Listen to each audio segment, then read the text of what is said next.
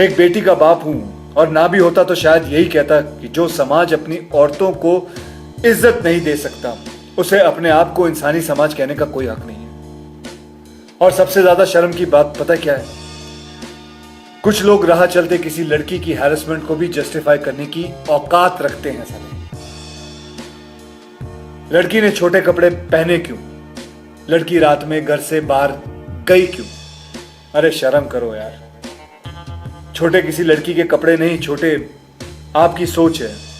भगवान ना करे जो कभी आपकी बहन आपकी बेटी के साथ हो।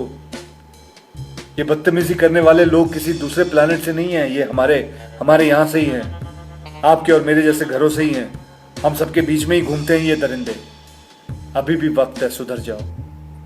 याद रखना, जिस दिन इस देश की बेटी ने पलट के जवाब दिया ना, अगर तुम्हारी अकल ठिकाने आ जाएगी। अकल ठिकाने नहीं, सुधरोगे तो बात भूल जाओ, सीधा ऊपर सिधार जाओगे।